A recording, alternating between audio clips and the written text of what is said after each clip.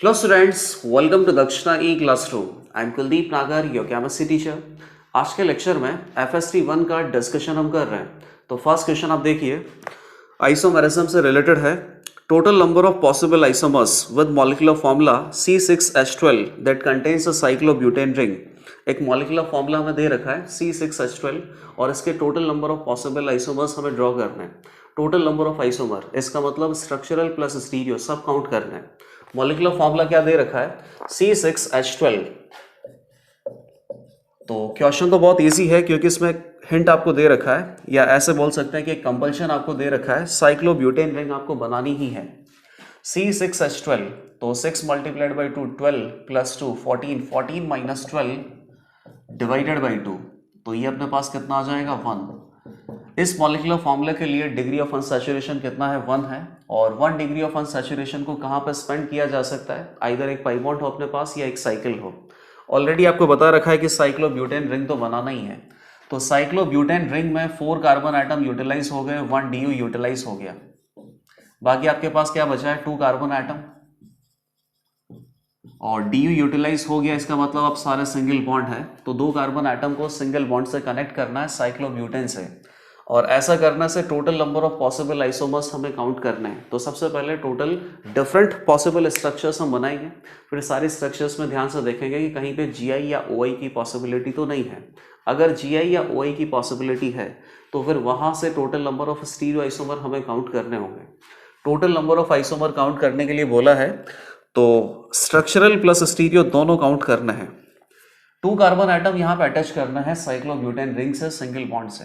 तो या तो दोनों कार्बन आइटम से एक सब्स्टिट्यूएंट बन जाए इथाइल, और इथाइल को साइक्लोब्यूटेन में किसी भी कार्बन पर अटैच करो, एक ही प्रोडक्ट आपको मिलेगा. सिमिलरली 2 कार्बन आइटम का डिफरेंट सब्स्टिट्यूएंट बना दो, मिथाइल और मिथाइल. मिथाइल और मिथाइल को 1 1 पे लगाया जा सकता है, 1 2 पे लगाया जा सकता है, या 1 3 पे लगाया जा सकता है. तो total number of possible structural isomer कितने हो गए? 4. अब इन सब में आपको चेक करना है कि कहीं पे GI या OI की पॉसिबिलिटी तो नहीं है. GI यहाँ पॉसिबल नहीं है, काइरल कार्बन नहीं है, तो ऑप्टिकल आइसोमेरिज्म भी पॉसिबल नहीं है. ये स्ट्रक्चरली भी एक ही है और स्टीरियोकेमिकली भी एक ही है. अगला आप देखिए, GI पॉसिबल नहीं है, ऑप्टिकल आइसोमेरिज्म पॉसिबल नहीं है. 2 काइरल कार्बन है और सिमेट्रिकल है बेसिकली ये. तो 2 काइरल कार्बन के अबाउट मैक्सिमम स्टीरियो आइसोमर कितने बनते हैं? 4. लेकिन यहाँ पे कितने बनेंगे? 3, क्योंकि सिमेट्रिकल है. आप चाहो तो उसको डायरेक्ट बना भी सकते हो. काइरल कार्बन पे ऑब्सोल्यूट कॉन्फ़िगरेशन क्या असाइन करते हैं? R और S. तो लेट अस से कि यहाँ पे R है, यहाँ पे R है, यहाँ पे S है, यहाँ पे S है, यहाँ पे R है, यहाँ पे S है, और S और R. R और S और S और R ये दोनों सिमिलर होगा क्योंकि सिमेट्रिकल कंपाउंड है. तो 1 2 3 only 3 stereo isomers will be possible for 1 2 dimethyl cyclobutane. यहाँ पे कोई काइरल कार्बन तो नहीं है बेटा, देख लो आप, ये दोनों कार्बन यहाँ पे काइरल नहीं है. लेकिन काइरल नहीं है तब भी यहाँ पे ज्योमेट्रिकल आइसोमेरिज्म की पॉसिबिलिटी तो है. इन दोनों कार्बन के अबाउट आप देखो, cycle is providing restricted rotation, और दोनों कार्बन आइटम पे 2 ग्रुप डिफरेंट प्रेजेंट है. तो यहाँ पे मिथाइल और मिथाइल अगर सेम साइड में होंगे तो सिस बन सकता है, मिथाइल और मिथाइल ऑपोजिट साइड में होंगे तो ट्रांस बन सकता है. 2 ज्योमेट्रिकल आइसोमर्स की पॉसिबिलिटी है. तो 2 + 3 5, 5 + 1 + 1, तो 6 और 7. क्वेश्चन नंबर 1 का आंसर हो गया 7. बहुत ही इजी क्वेश्चन था. C6H12 के लिए पॉसिबल नंबर ऑफ आइसोमर्स हमें बनाने थे, और एक कंपल्शन ऑलरेडी क्वेश्चन में दे रखा है कि साइक्लोब्यूटेन रिंग तो आपको बनाना ही है. एक DU था तो एक DU अपने पास कहाँ पे खर्च हो गया? साइक्लोब्यूटेन रिंग बनाने में. अब इसके बाद 2 कार्बन आइटम है और सारे सिंगल बॉन्ड से ही कनेक्ट कर सकते हैं.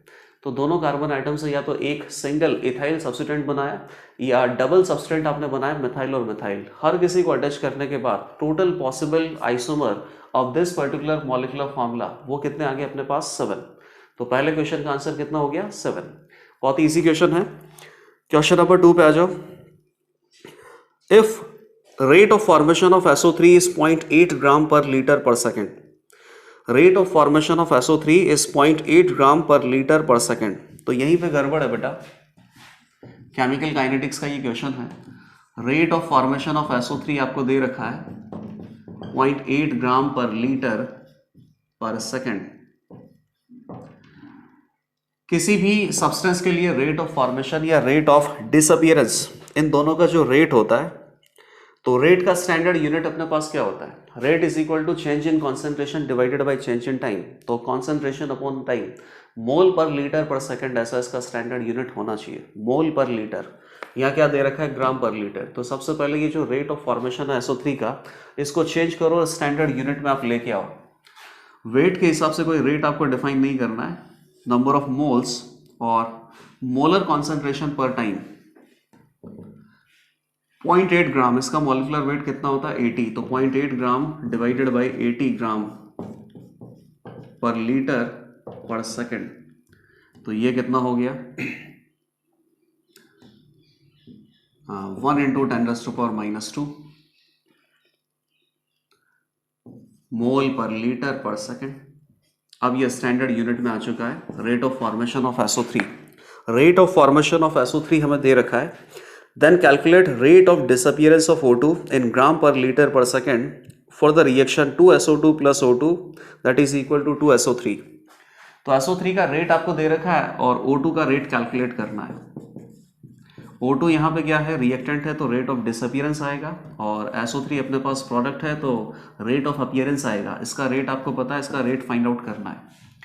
तो क्या बोल सकते हैं? 1/1 into rate of O2 that is equal to 1/2 into rate of SO3। Product है तो यहाँ पे ऑलरेडी पॉजिटिव ही आएगा, पॉजिटिव ही होता है बेसिकली। यहाँ पे जो O2 रिएक्टेंट है, तो रिएक्टेंट की जो कॉन्सेंट्रेशन है विद टाइम डिक्रीज होती है, तो DO2 ये वैल्यू बेसिकली नेगेटिव होगी। रेट हमेशा पॉजिटिव होना चाहिए, तो इसके सामने एक नेगेटिव हमने ऑलरेडी लगा दिया है।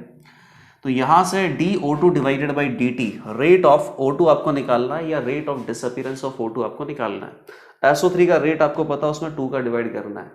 तो कितना हो गया ये? 1/2 इंटू 1 × 10⁻² मोल पर लीटर पर सेकेंड। ये अपने पास O2 का रेट आ गया। ये रेट आपको कैलकुलेट करना है ग्राम पर लीटर पर सेकंड में। तो मोल से ग्राम कैसे आएगा? मोल से वेट कैसे आएगा बेटा? मोल को मॉलिक्यूलर वेट से मल्टीप्लाई कर दो तो टोटल वेट आ जाएगा O2 का। मॉलिक्यूलर वेट कितना होता है? 32। तो ग्राम पर लीटर पर सेकंड में ये आ गया 16 × 10⁻² ग्राम पर लीटर पर सेकंड। तो इस क्वेश्चन का आंसर अपने पास हो जाएगा 0.16। इंटीजर टाइप क्वेश्चन है, केमिकल काइनेटिक्स से रिलेटेड ये क्वेश्चन था, बहुत ईजी है। किसी भी एक पर्टिकुलर रिएक्शन में एक सब्सटेंस का रेट आपको दे रखा है और दूसरे सब्सटेंस का रेट कैलकुलेट करना है। तो आपको ये पता है कि हर किसी सब्सटेंस का जो रेट है, अगर उसमें स्टोइकियोमेट्रिक कोएफिशिएंट का डिवाइड कर दिया जाए तो सारी क्वांटिटीज इक्वल हो जाती है। जैसे रेट ऑफ SO3 में 2 का डिवाइड कर दो और रेट ऑफ O2 में अगर 1 का डिवाइड कर दो, तो ये दोनों क्वांटिटीज इक्वल होंगी। ये रिलेशनशिप से रेट ऑफ O2 हम फाइंड आउट कर सकते हैं। क्वेश्चन नंबर 3 पे आ जाओ। At 25 degree centigrade solubility product of magnesium hydroxide is 1.0 × 10⁻11। तो मैग्नीशियम हाइड्रोक्साइड का solubility product 10⁻11 दे रखा है। इसका मतलब मैग्नीशियम हाइड्रोक्साइड पानी में बहुत ही कम soluble है।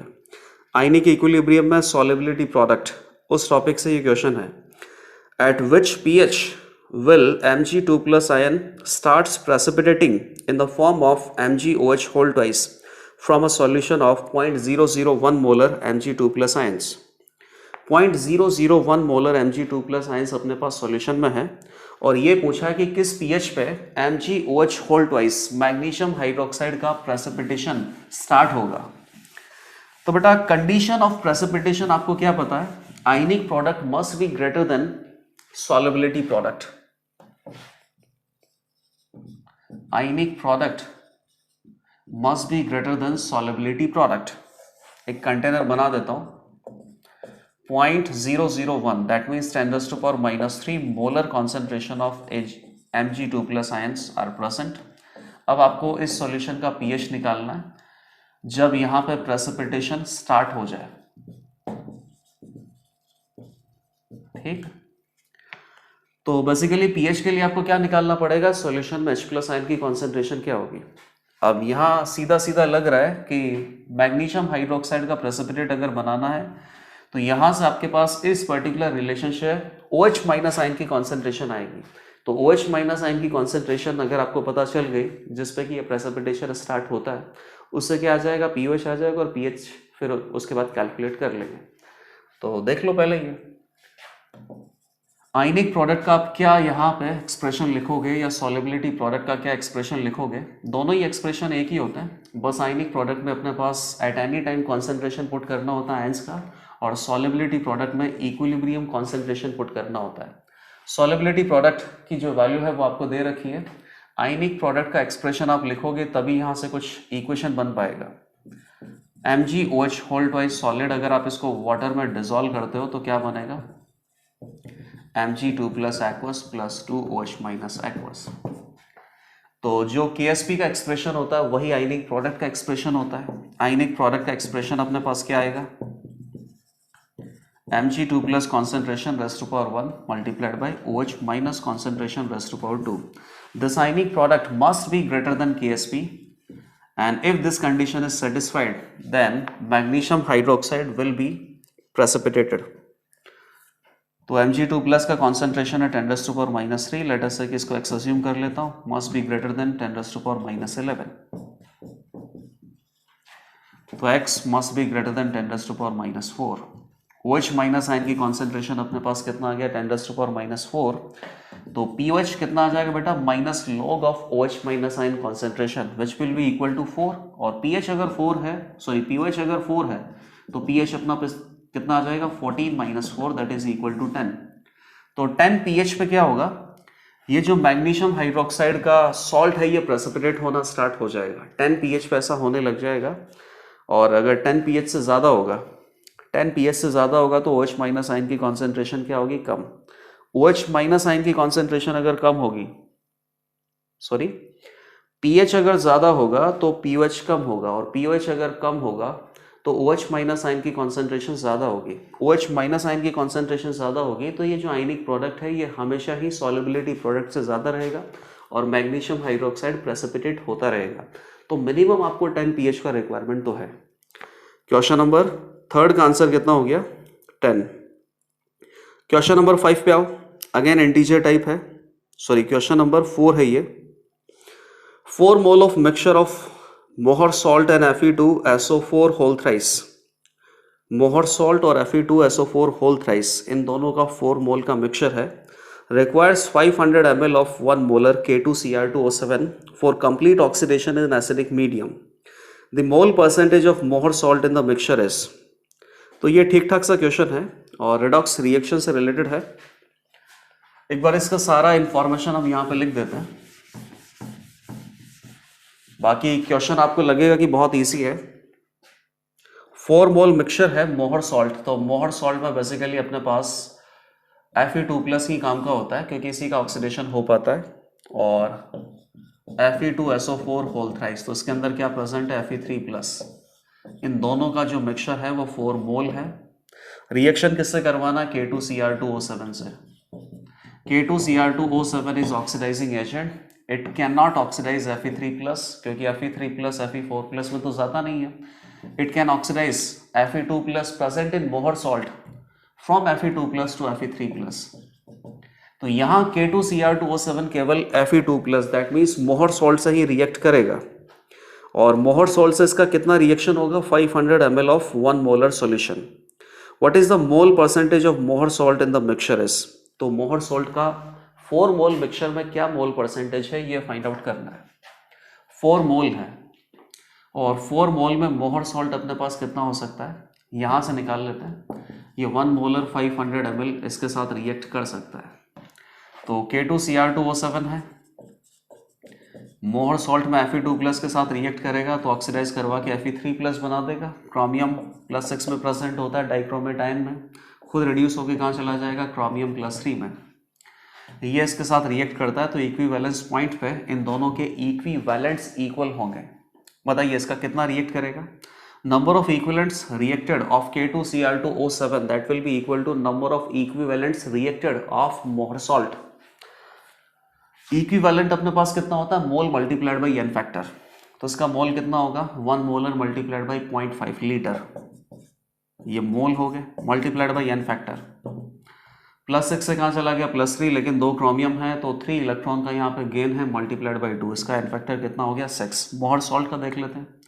लेट अस से कि मोहर सॉल्ट के जो मोल है वो मोल ही है मल्टीप्लाइड बाई एन फैक्टर, तब जाके ये इक्विवेलेंट में कन्वर्ट होगा। Fe2+ से Fe3+ जा रहा है, 1 इलेक्ट्रॉन का यहाँ पे लॉस है और मोहर सॉल्ट के अंदर एक ही Fe2+ प्रेजेंट होता है। तो for 1 Fe2+ only 1 electron gain is there, therefore जो इसका एन फैक्टर है वो 1 ही होगा।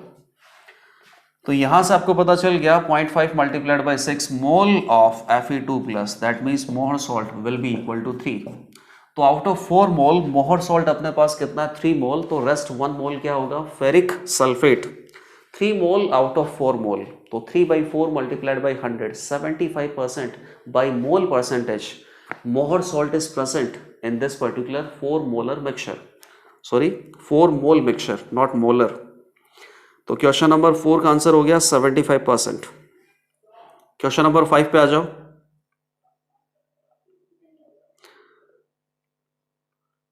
टोटल कितने क्वेश्चन कर लिए, सारे इंटीजर टाइप क्वेश्चन कर लिए हमने, बस एक क्वेश्चन बचा हुआ है। Question number 5, if total number of chiral centers in alpha D glucopyranose, that means alpha D glucose is P and sucrose is Q, what would be the value of P multiplied by Q? P और Q अपने पास number of chiral carbon present है glucopyranose, glucose की जो cyclic structure है, और sucrose में। तो अंदाजा लगाओ कि दोनों में कितने कायरल कार्बन प्रेजेंट हो सकते हैं। P और Q की वैल्यू अगर आपको पता चल गई तो P मल्टीप्लाइड बाई Q, ये आंसर हमें रिपोर्ट करना है। अगर मान लीजिए कि ग्लूकोज की साइक्लिक स्ट्रक्चर भी आपको नहीं आती है ना, तो भी ये क्वेश्चन आप कर पाओगे। सिमिलरली सुक्रोज की अगर साइक्लिक स्ट्रक्चर आप नहीं बना सकते, लेकिन सुक्रोज के बारे में थोड़ा बहुत आइडिया है, तब भी ये क्वेश्चन हम कर सकते हैं। जैसे मान लो ग्लूकोज की ओपन स्ट्रक्चर अपने पास क्या है,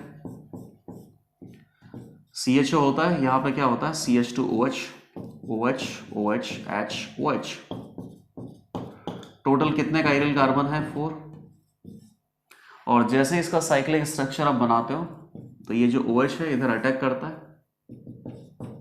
न्यूक्लियोफिलिक एडिशन होता है बेसिकली। ये पाई बॉन्ड यहाँ पे ब्रेक हो गया, पाई बॉन्ड ब्रेक होने के बाद यहाँ क्या बनेगा O नेगेटिव और H+ वापस से आ जाएगा, तो OH प्रेजेंट होगा, H प्रेजेंट होगा, और ये एक ग्रुप अपने पास प्रेजेंट है, इधर से भी एक ग्रुप लगेगा, तो ये जो पर्टिकुलर कार्बन है ये भी कायरल हो जाएगा साइक्लिक स्ट्रक्चर में। तो cyclic structure that means alpha D glucopyranose, इसमें टोटल कायरल कार्बन कितने आ जाएंगे 4। ओपन स्ट्रक्चर में कितने कायरल कार्बन थे 4 थे, और जैसे साइक्लिक स्ट्रक्चर आपने बनाया तो एक एक्स्ट्रा कायरल कार्बन यहाँ पे क्रिएट होता है, केवल इतना ही कॉन्सेप्ट है, एक्स्ट्रा कायरल कार्बन क्रिएट होता है। तो साइक्लिक स्ट्रक्चर में टोटल कायरल कार्बन कितने हो जाएंगे 5, 4 नहीं है 5 है। सिमिलरली सुक्रोज की बात करते हैं। सुक्रोज किससे बना होता है बेटा, अल्फा डी ग्लूकोज और बीटा डी फ्रक्टोज। इसकी ओपन स्ट्रक्चर में कितने कायरल कार्बन होते हैं 4, ये तो लिख ही लिया मैंने। साइक्लिक स्ट्रक्चर जब कन्वर्ट कर दोगे, इन दोनों में अपने पास बेसिकली हाइड्रोक्सिल लिंकेज होता है यहाँ पे, तब जाके सुक्रोज बनता है। तो इसकी साइक्लिक स्ट्रक्चर कितने कायरल कार्बन आएंगे 5। सिमिलरली बीटा डी फ्रक्टोज की अगर ओपन स्ट्रक्चर आप बनाओ तो ओपन स्ट्रक्चर ऐसा बनता है OH, OH, H। फ्रक्टोज में केवल कितने कायरल कार्बन होते हैं 3 ओपन स्ट्रक्चर में, और जब आप इसका भी क्लोज स्ट्रक्चर बना दोगे तो ये फ्यूरेन के जैसे मैच करता है, तो उसको क्या बोलते हैं बीटा डी फ्यूरेनोस। तो इसमें अपने पास टोटल कायरल कार्बन कितने हो जाएंगे 4 जब आप इसके क्लोज स्ट्रक्चर बनाओगे, और इन दोनों को कंबाइन करने से आपको क्या मिलेगा सुक्रोज। तो यहाँ पे ये जो कॉन्सेप्ट है ये यूज करके भी आप आंसर बता सकते हो। ग्लूकोज की ओपन स्ट्रक्चर में टोटल 4 कायरल कार्बन होते हैं, क्लोज स्ट्रक्चर में एक बढ़ा दो तो 5 कायरल कार्बन प्रेजेंट होंगे। फ्रक्टोज की ओपन स्ट्रक्चर में 3 कायरल कार्बन प्रेजेंट होते हैं, और अगर उसको क्लोज कर दो तो 1 कायरल कार्बन इंक्रीज हो जाएगा। तो क्लोज स्ट्रक्चर ऑफ फ्रक्टोज, इसमें अपने पास टोटल कायरल कार्बन कितने आ जाएंगे 4। तो बेसिकली सुक्रोज में अपने पास कितने कायरल कार्बन प्रेजेंट होंगे 5 + 4 9, और अल्फा डी ग्लूकोपाइरेनोस में कितने प्रेजेंट है 5 मल्टीप्लाइड बाई 9। तो इस क्वेश्चन का आंसर कितना हो जाएगा 45। नेक्स्ट क्वेश्चन पे आओ। नेक्स्ट क्वेश्चन आप देखिए, अब सारे क्वेश्चन यहाँ पे सिंगल करेक्ट हैं। टोटल 4 ऑप्शंस आपको दे रखे हैं, जिसमें से एक ही ऑप्शन करेक्ट होगा। If molar heat capacity at constant pressure, तो सीपी आपको दे रखा है। If molar heat capacity at constant pressure assuming constant with respect to temperature, that means जो भी आपके पास molar heat capacity at constant pressure CP है, ये टेम्परेचर से इंडिपेंडेंट है। मतलब सीपी का कोई वैल्यू होगा 10, 15, 20 इस तरीके से एक न्यूमेरिकल वैल्यू होगा, और सीपी अपने पास इस तरीके से नहीं आ सकता, क्योंकि इस तरीके से अगर आप किसी भी गैस का सीपी लिखोगे तो ये टेम्परेचर डिपेंडेंट है। फिलहाल आपके पास टेम्परेचर इंडिपेंडेंट सीपी दे रखा है of A B C R in the ratio of 1.5, 3.0, 2.0 if enthalpy change for the exothermic reaction A plus 2B that is equal to 3C at 300 Kelvin is minus 10 kilojoule per mole, and CP of B है ये, heat capacity at constant pressure of B is 300 joule per mole, then enthalpy change at 310 Kelvin is। तो ये बहुत standard question है। एक particular temperature पे reaction का enthalpy change आपको दे रखा है, और इसके बाद टेम्परेचर आपने चेंज कर दिया, तो जो नया टेम्परेचर है उस नए टेम्परेचर पे रिएक्शन का एंथैल्पी चेंज आपको कैलकुलेट करना है। 300 केल्विन पे रिएक्शन का जो एंथैल्पी चेंज है वो कितना है, -10 किलो जूल पर मोल। फिर उसने क्या बोला है कि 310 केल्विन पे रिएक्शन का जो एंथैल्पी चेंज है वो आप उसे कैलकुलेट करो। क्वेश्चन नंबर 6 बहुत स्टैंडर्ड क्वेश्चन है, और केमिकल रिएक्शन अपने पास है A plus 2B that is equal to 3C। B का हीट कैपेसिटी आपको दे रखा है 300 जूल पर मोल, और A B C का जो हीट कैपेसिटी का रेशो है 1.5, 3.0, 2.0। तो अगर ये 3 है तो इसको 1.5 हाफ करना पड़ेगा, तो ये 150 हो जाएगा इसका हीट कैपेसिटी, और इसको 2 टाइम्स करना पड़ेगा तो इसका हीट कैपेसिटी हो जाएगा 200 जूल पर मोल पर केल्विन। C का है, ये B का है, और ये A का है। 300 केल्विन पे रिएक्शन का एंथैल्पी चेंज आपको दे रखा है, 310 केल्विन पे रिएक्शन का एंथैल्पी चेंज कैलकुलेट करना है। तो बहुत सिंपल है, delta H of reaction enthalpy change, इसका जो डिफरेंशियल है T1 से लेके T2 तक, अगर आप इसे इंटीग्रेट करोगे तो कितना आता है, heat capacity of reaction multiplied by dt, और इसको इंटीग्रेट करो T1 से लेके T2 तक। किसी भी रिएक्शन के लिए ये वैलिड होता है। टेम्परेचर T1 पे अगर रिएक्शन का एंथैल्पी चेंज आपको पता है, तो टेम्परेचर T2 पे रिएक्शन का एंथैल्पी चेंज इस पर्टिकुलर इक्वेशन से कैलकुलेट करना है। अब कर लो, इसका इंटीग्रेशन करोगे तो एग्जैक्टली यही आएगा, और T1 से लेके T2 तक तो क्या लिखना पड़ेगा, रिएक्शन का जो एंथैल्पी चेंज है T2 माइनस रिएक्शन का जो एंथैल्पी चेंज है at T1 that is equal to जो अपने पास हीट कैपेसिटी है रिएक्शन का, heat capacity of A, B and C is given but heat capacity of reaction is not given. तो reaction का हीट कैपेसिटी क्या होता है बेटा, प्रोडक्ट माइनस रिएक्टेंट। तो प्रोडक्ट में अपने पास क्या है 3C, 3 मल्टीप्लाइड बाई C कितना है 200, तो 3 multiplied by 200 600, product minus reactant, अब रिएक्टेंट है 1 इंटू 150 माइनस 2 इंटू 300, तो heat capacity of this particular reaction is -150 joule per mole पर केल्विन, -150 जूल पर मोल पर केल्विन। टेम्परेचर इंडिपेंडेंट है तो इंटीग्रेशन से बाहर आ जाएगा। dt का इंटीग्रेशन अपने पास कितना हो जाएगा t, और t का लिमिट पुट करना पड़ेगा T1 से लेके T2 तक, तो T2 माइनस T1 कितना हो गया, -150 इंटू 310 माइनस 310 हो जाएगा, तो ये जूल में आ रहा है, जूल पर मोल में, किलो जूल पर मोल में चेंज करना है तो 1000 का डिवाइड कर दो। टेम्परेचर T1 300 केल्विन है, 300 केल्विन पे एंथैल्पी चेंज ऑफ रिएक्शन आपको दे रखा है, इधर जाएगा तो प्लस हो जाएगा, और enthalpy change of reaction at T2 310 kelvin पे ये कितना आ जाएगा, this value plus enthalpy change of reaction at 300 kelvin which is given as -10 kilo joule per mole.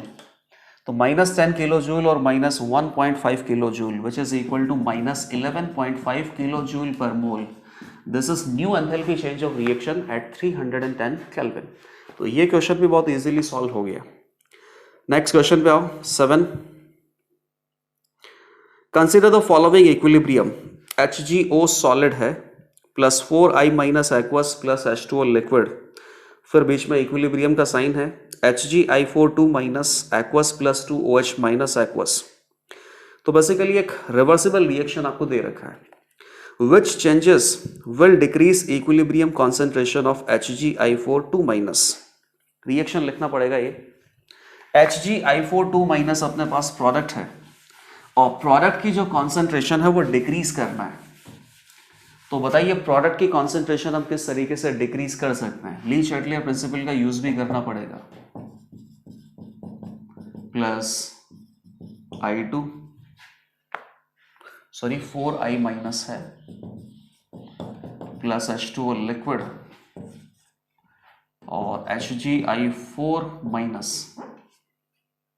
2 minus aqueous plus 2OH minus aqueous. क्या करना है? What changes will decrease equilibrium concentration of Hg(I4) minus. ये concentration आपको decrease करनी है। अब check करते हैं कि कौन से ऑप्शन में ऐसा हो सकता है।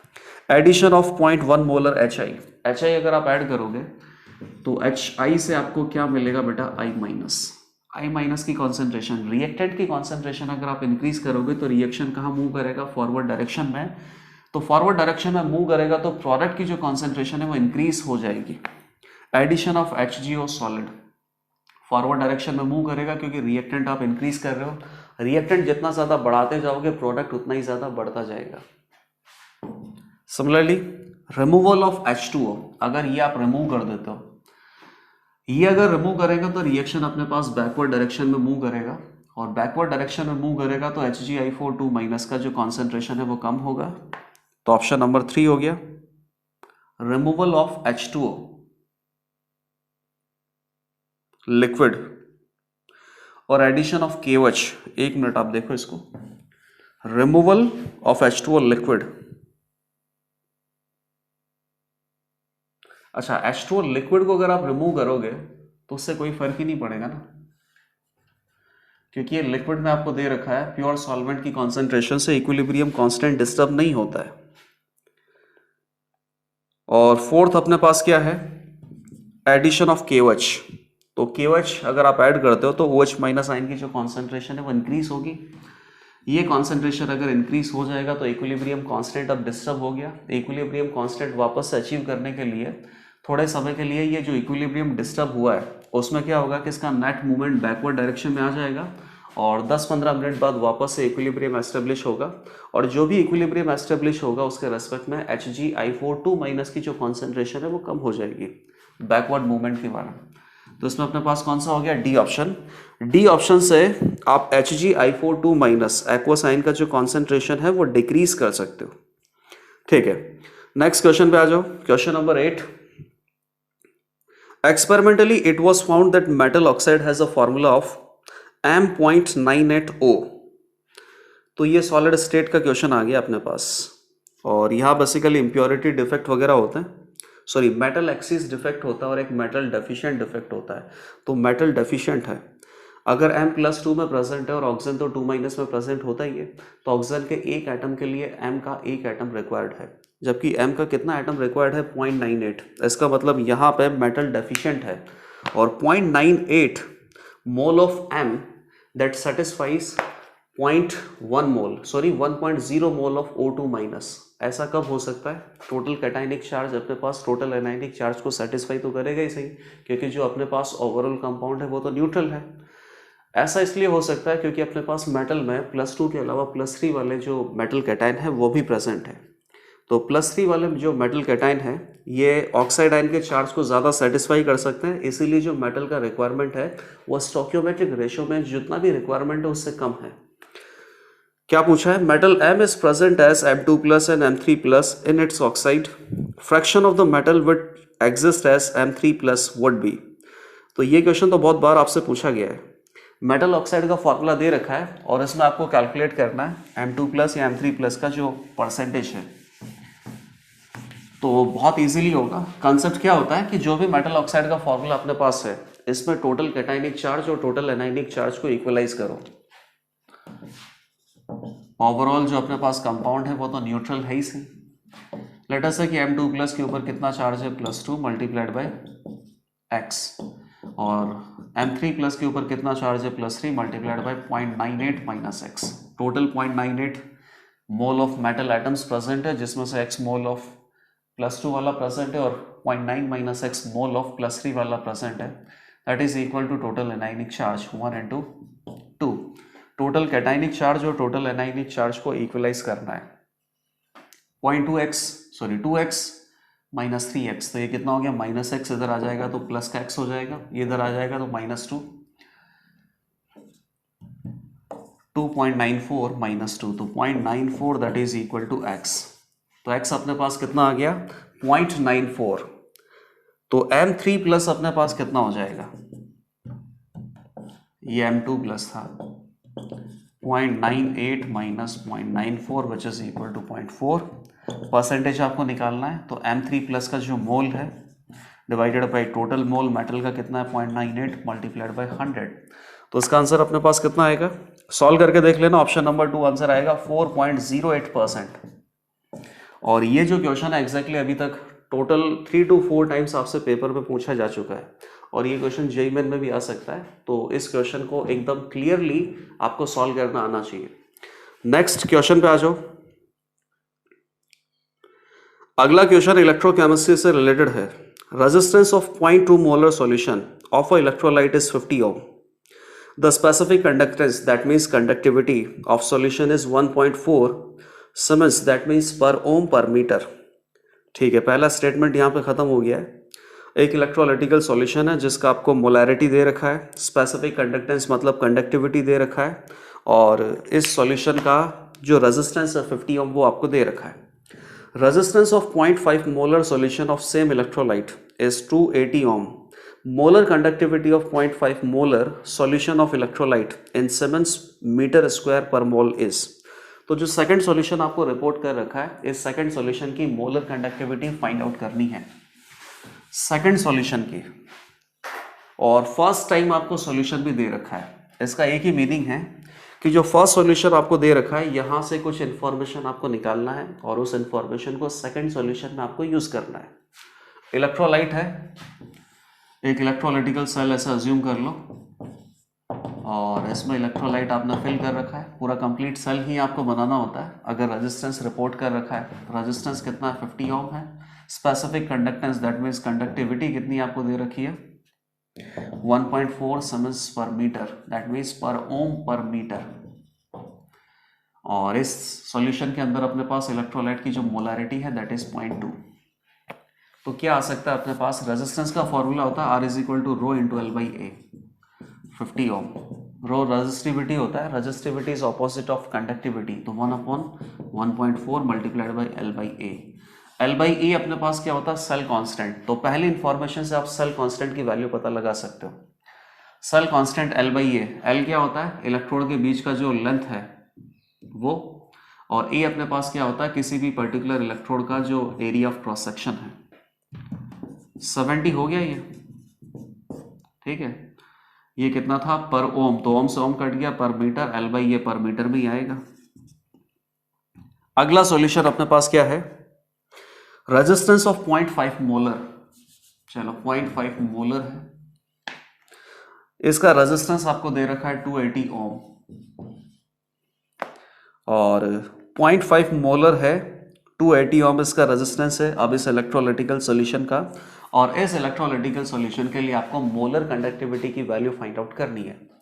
तो मोलर कंडक्टिविटी फाइंड आउट करना है। Molar conductivity is equal to क्या होता है, K × 1000 डिवाइडेड बाई मोलैरिटी, या और क्या होता है, K divided by molarity into 1000। ये हम कब यूज करते हैं, जब कंडक्टिविटी आपको पर ओम पर मीटर में दे रखा हो, और मोलर कंडक्टिविटी किस में आएगा, पर ओम मीटर स्क्वायर पर मोल में आएगा। तो ये सॉल्यूशन ही, सॉरी, ये पर्टिकुलर जो फार्मूला है ये आपको यूज करना है। फर्स्ट फार्मूला यूज नहीं करना है क्योंकि कंडक्टिविटी अपने पास पर ओम पर सेंटीमीटर में नहीं दे रखा है, पर ओम पर मीटर में दे रखा है। सेकंड फार्मूला आपको यूज करना होगा। मोलर कंडक्टिविटी का ये जो फार्मूला है, इसमें वेरिएबल, अब देखो दो वेरिएबल है, कंडक्टिविटी नहीं पता है, मोलैरिटी आपको पता है। मोलैरिटी की वैल्यू तो हम पुट कर सकते हैं, तब भी आपको कंडक्टिविटी की वैल्यू का रिक्वायरमेंट तो है। और फिलहाल अपने पास 0.2 मोलर सॉल्यूशन था, तो उसकी कंडक्टिविटी आपको दे रखी थी। अब आपने सॉल्यूशन को चेंज करके 0.5 मोलर कर दिया। इलेक्ट्रोलाइटिकल सॉल्यूशन अब चेंज हो चुका है, तो इस पर्टिकुलर इलेक्ट्रोलाइटिकल सॉल्यूशन की जो कंडक्टिविटी है वो भी डिफरेंट होगी। तो जो डिफरेंट कंडक्टिविटी है पहले वो कैलकुलेट करो। कहाँ से आएगा? रेजिस्टेंस की वैल्यू आपको दे रखी है, तो रेजिस्टेंस का फॉर्मूला एक बार यूज तो करते हैं। रेजिस्टेंस 280 है और रेजिस्टिविटी आपको पता करनी है। रेजिस्टिविटी का ऑपोजिट क्या होता है? कंडक्टिविटी। कंडक्टिविटी की वैल्यू यहां सब्स्टिट्यूट कर देंगे तो आंसर तो आना ही है। L by A is what? Cell constant which is given as 70। तो ये कितना हो गया? रेजिस्टिविटी 4 हो गया, तो 1 upon resistivity which is equal to conductivity, that is equal to 1/4 per ohm per metre. Molar conductivity is equal to conductivity 1/4 divided by molarity 0.5 multiplied by 1000। तो 4 multiplied by 0.5 कितना हो गया? 1/2 इंटू 1000। 5 इंटू 10⁻⁻4 पर ओम metre square per मोल। ये अपने पास finally जो second solution दे रखा है, सेम इलेक्ट्रोलाइट का 0.5 मोलर सॉल्यूशन जो आपको दे रखा है, इस सॉल्यूशन का मोलर कंडक्टिविटी आ जाएगा 5 इंटू 10⁻⁻4। तो ये इसका आंसर हो गया। अब नेक्स्ट क्वेश्चन पे आओ। 1.0 molar aqueous solution of electrolyte A2B3 is 60% ionised. एक इलेक्ट्रोलाइट का सॉल्यूशन आपको दे रखा है, 1 मोलर सॉल्यूशन है। The boiling point of solution at 1 atm। Aqueous solution है, एक्वस सॉल्यूशन मतलब वाटर यहाँ पे सॉल्वेंट है, और वाटर का जो नॉर्मल बॉइलिंग पॉइंट होता है वो कितना होता है? 100 डिग्री सेंटीग्रेड होता है, 100 डिग्री सेंटीग्रेड। लेकिन आपने क्या किया? वाटर के अंदर एक नॉन वॉलेटाइल सॉल्यूट मिक्स कर दिया, और नॉन वॉलेटाइल सॉल्यूट मिक्स करने से अब ये जो न्यू सॉल्यूशन प्रिपेयर हुआ है, न्यू सॉल्यूशन का जो बॉइलिंग पॉइंट है वो 100 डिग्री सेंटीग्रेड से ज़्यादा ही आता है। तभी तो अपने पास कॉलिगेटिव प्रॉपर्टी आती है, elevation in boiling point. And how much elevation in boiling point? Delta T B is equal to कितना होता है? I into M into K B. तो डेल्टा टी बी की वैल्यू फाइंड आउट करते हैं। 1 molar solution है, A2B3 अगर आपने मिक्स किया है और आपको लगता है कि A2B3 के पार्टिकल यहाँ पे सॉल्यूशन में प्रेजेंट है, तो नंबर ऑफ पार्टिकल्स को आप मोलालिटी कॉन्सेंट्रेशन टर्म से रिप्रेजेंट करते हो फॉर्मूले में। तो मोलालिटी आपको क्या लगता है कि 1 है, KB की वैल्यू कितनी है? 0.52 है, और I की वैल्यू यहाँ पे A2B3 का जो इलेक्ट्रोलाइट है ये बेसिकली एक्वस सॉल्यूशन में जाके डिसोशिएट होगा। तो डिसोशिएट होने के बाद यहाँ पे नंबर ऑफ पार्टिकल्स इंक्रीज कर जाएंगे। अब कितने नंबर ऑफ पार्टिकल इंक्रीज करेंगे, इसको कंपनसेट करने के लिए इस पर्टिकुलर फॉर्मूले में वॉन टू फैक्टर I की वैल्यू यूज की जाती है। I की वैल्यू क्या होती है? जब भी कोई इलेक्ट्रोलाइट डिसोशिएट होता है तो 1 + n-1 alpha. Alpha is degree of dissociation, और n अपने पास क्या होता है कि इलेक्ट्रोलाइट का 1 मोल कितने मोल में डिसोशिएट हो रहा है। तो इस इलेक्ट्रोलाइट का 1 मोल कितने में डिसोशिएट होगा? 2 तो A बनेंगे, 3 B बनेंगे, A3+ और B2-। टोटल 5 आयंस में डिसोशिएट हो सकता है। तो कितना हो जाएगा? n की वैल्यू 5 है, 5 - 1 इंटू अल्फा। अल्फा अपने पास क्या है? 60% आयोनाइज्ड, 0.6 है। तो यहां से अपने पास वॉट ऑफ फैक्टर I की वैल्यू कैलकुलेट होगी, 4 इंटू 0.6 2.4 + 1 3.4। तो delta T B is equal to कितना हो गया? 3.4 into 1 into K B 0.52, almost 1.7 के करीब आएगा। हाँ, तो जो न्यू बॉइलिंग पॉइंट है अपने पास वो कितना हो जाएगा? Old boiling point plus elevation in boiling point which is what? 1.7 degree centigrade. तो ये कितना हो जाएगा? 101.7, या और कितना हो सकता है? 373 + 1 374.7 केल्विन। केल्विन में इतना होगा, डिग्री सेंटीग्रेड में इतना होगा। आंसर क्या होगा? आंसर हो जाएगा fourth option 374.76 kelvin. Next question देख लो। Rate constant for the following reaction is 3.0 into 10⁻⁻5 per second. एक रिएक्शन है, N2O5 डिसोशिएट हो रहा है किसमें? NO2 + O2 में, और इस पर्टिकुलर रिएक्शन का रेट कांस्टेंट आपको रिपोर्ट कर रखा है। If rate is 2.4 into 10⁻⁻5 mole per litre पर सेकेंड, रिएक्शन का रेट दे रखा है, इंडिविजुअली NO2 O2 या N2O5 का रेट नहीं दे रखा है। रेट ऑफ रिएक्शन आपको रिपोर्ट किया हुआ है।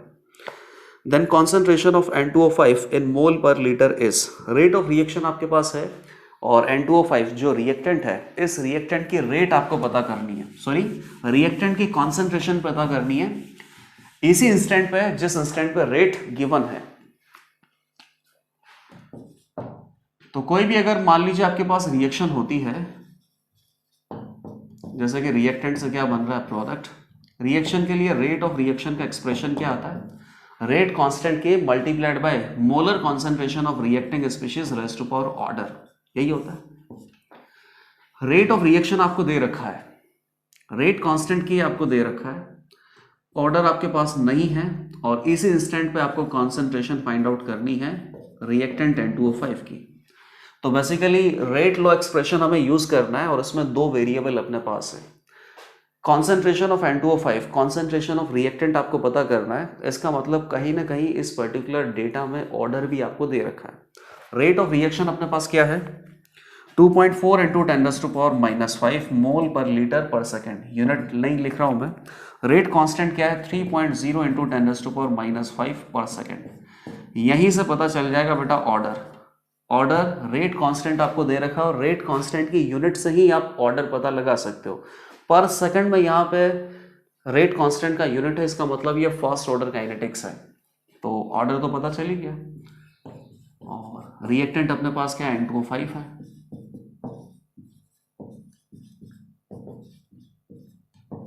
ठीक है, रिएक्टेंट अपने पास N2O5 है। Then rate constant concentration of N2O5 is, N2O5 का कॉन्सेंट्रेशन आपको बताना है। ठीक है, N2O5 का कॉन्सेंट्रेशन बताना है, तो N2O5 रिएक्टेंट की concentration, molar concentration of reactant raise to power order हो गया 1, तो डायरेक्ट ही हो गया बेटा। ये तो बहुत इजी सा क्वेश्चन था। रेट ऑफ रिएक्शन का एक्सप्रेशन बस आपको लिखना आना चाहिए, rate of reaction that is equal to rate constant के multiplied by molar concentration of reacting species raise to power order.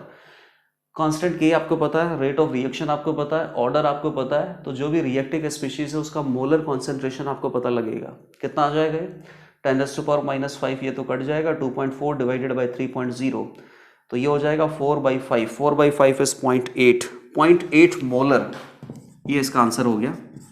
0.8 molar is the final concentration, और concentration of N2O5 at this particular instant when rate of reaction is reported as 2.4 into 10⁻⁴, sorry 10⁻⁻5 mole per litre पर second. इसी instant पे आपने N2O5 का जो concentration है ये find out कर लिया। नेक्स्ट क्वेश्चन देखो, total number of enantiomeric pair for the following compound.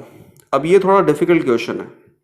एक कंपाउंड आपको दे रखा है और इस कंपाउंड में काइरल सेंटर तो प्रेजेंट है, ज्योमेट्रिकल सेंटर भी प्रेजेंट है, तो दोनों टाइप के सेंटर प्रेजेंट है यहाँ पे, और आपसे ये पूछा है कि इसमें एनेंटियोमेरिक पेयर कितना होगा। अगर ये भी पूछा जाता ना कि इसमें टोटल स्टीरियो आइसोमर कितने होंगे तो भी इजीली आ जाता, लेकिन इसमें और क्या पूछ लिया कि जितने भी स्टीरियो आइसोमर आप बनाओगे उनमें से कितने ऑप्टिकली एक्टिव हैं, और जो ऑप्टिकली एक्टिव हैं फिर वहां से कौन किसका मिरर इमेज है, क्योंकि जो मिरर इमेज होते हैं ऑप्टिकली एक्टिव मिरर इमेज होते हैं उनको क्या बोलते हैं, एनेंटियोमेरिक पेयर। तो एनेंटियोमेरिक पेयर आपको काउंट करना है फाइनली। डिफिकल्टी है इस क्वेश्चन में।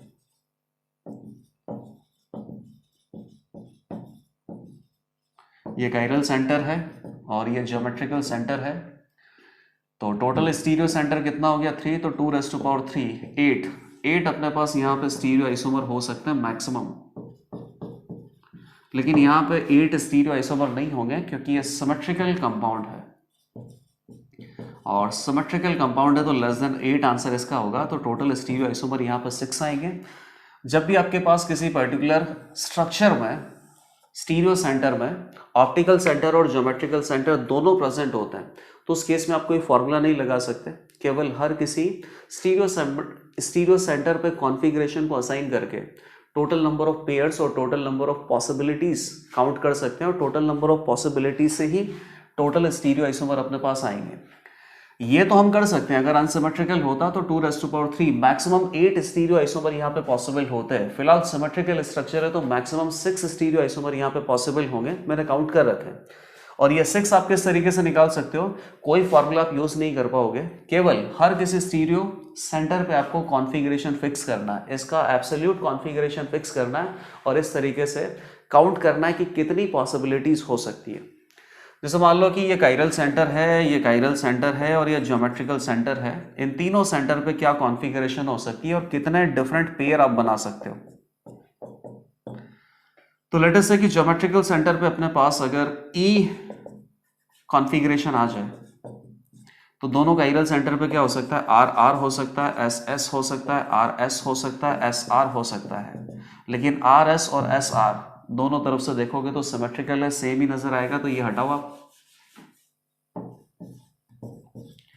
सिमिलरली अगर जीआई सेंटर पे जेड जेड जेड कॉन्फ़िगरेशन है तो आर आर हो सकता है, एस एस हो सकता है, ऑप्टिकल सेंटर पे आर एस हो सकता है, एस आर हो सकता है। आर एस और एस आर ये सेम आएगा क्योंकि सिमेट्रिकल कंपाउंड है। तो टोटल 6 पॉसिबिलिटीज हैं, टोटल 6 स्टीरियो आइसोमर में यहाँ पे बना सकता हूँ गिवन कंपाउंड के। अब आपको क्या करना है कि इन 6 स्टीरियो आइसोमर में से ऑप्टिकली एक्टिव कितने हैं। और एक बात और ध्यान रखना कि ऑप्टिकली एक्टिव कंपाउंड हमेशा इवन नंबर में आएंगे, क्योंकि ऑप्टिकली एक्टिव कंपाउंड हमेशा पेयर में होते हैं। जैसे कि एक ऑप्टिकली एक्टिव कंपाउंड है तो इसका मिरर इमेज भी वहाँ पे प्रेजेंट होगा। तो कहीं पर भी अगर किसी भी क्वेश्चन में टोटल ऑप्टिकली एक्टिव आइसोमर आपसे कैलकुलेट करने के लिए बोलें तो वो हमेशा इवन नंबर में ही रिपोर्ट करना पड़ेगा। जैसे कि ऑप्टिकली एक्टिव कितने हो सकते हैं, 2 हो सकते हैं, या टोटल 4 हो सकते हैं, या टोटल 6 आइसोमर सभी के सभी ऑप्टिकली एक्टिव हो सकते हैं। कभी भी ऐसा नहीं होगा कि ऑप्टिकली एक्टिव आइसोमर 1, 3, 5 ऐसे आ रहा है, इवन नंबर में आएगा, ऑड नंबर में नहीं आएगा। टोटल ऑप्टिकली एक्टिव आइसोमर अगर 4 होंगे तो इनेंशियोमेरिक पेयर कितने हो जाएंगे, 2। हमेशा पेयर्स में अगर होते हैं, 2 इनेंशियोमेरिक पेयर होंगे, 2 ऑप्टिकली एक्टिव कंपाउंड है और अगले उनके 2 मिरर इमेज होंगे, तो टोटल मिला के 4 ऑप्टिकली एक्टिव आइसोमर यहाँ पे हो सकते हैं। चेक करते हैं कि यहाँ पे कितना आएगा।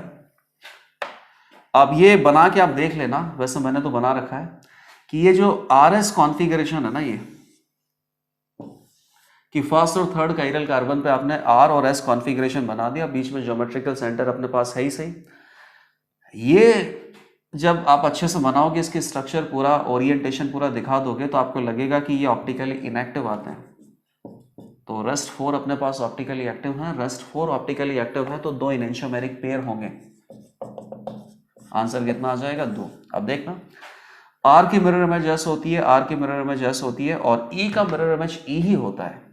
तो एक तो इनेंशियोमेरिक पेयर ये है। आप देख लो, ई कुछ ऐसा होता है ऑपोजिट, मिरर लोगे तब भी ऑपोजिट इसी तरीके से दिखाई देगा। ई का मिरर इमेज ई ही होता है, आर का मिरर इमेज ऐसा होता है, लेकिन ई का मिरर इमेज ई ही होता है, ई का मिरर इमेज जेड नहीं होता है। सिमिलरली अगर पाई बॉन्ड में अपने पास जेड कॉन्फ़िगरेशन है तो काइरल कार्बन की जो कॉन्फ़िगरेशन है, आर का एस है, आर का एस है, तो इन दोनों के बीच में अपने पास बेसिकली मिरर इमेज है, ये दोनों ऑप्टिकली एक्टिव मिरर इमेज है, तो इनको क्या बोलेंगे, इनेंशियोमेरिक पेयर बोलेंगे।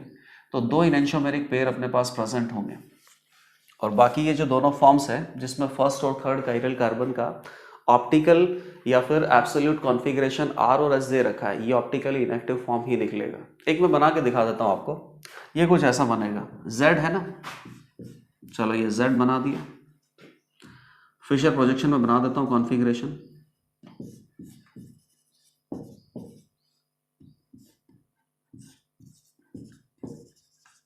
ये पीओएस यहाँ पे प्रेजेंट होगा, इसीलिए ऑप्टिकली इनएक्टिव होगा।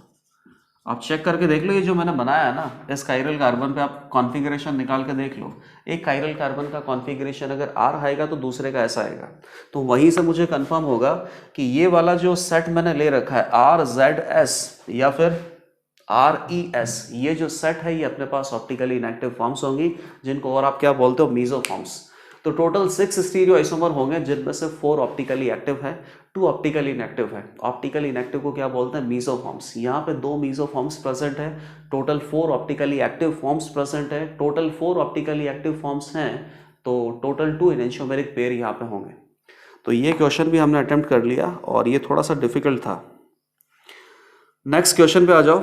For which of the following group G P is more acidic than benzoic acid, और P अपने पास गिवन एसिड है, given acid should be more acidic than benzoic acid, given acid should be more acidic than benzoic acid। Given acid P है और P आपको क्या दे रखा है, बेंजोइक एसिड के ऑर्थो पे आपने कोई ग्रुप G लगा रखा है, and for which of the following G given acid is more acidic in comparison to benzoic acid.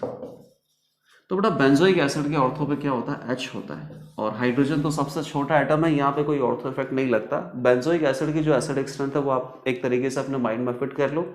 उसके बाद अगर यहाँ पे बेंजोइक एसिड के ऑर्थो पे एक बल्की ग्रुप लगा दोगे तो यहाँ ऑर्थो इफेक्ट ऑपरेट होता है, SIR लगता है, और SIR लगने की वजह से ये जो ऑर्थो डेरिवेटिव है, ये ऑर्थो डेरिवेटिव मेटा और पैरा डेरिवेटिव से तो ज़्यादा एसिडिक होता ही है, और नॉर्मल बेंजोइक एसिड से भी ज़्यादा एसिडिक होता है।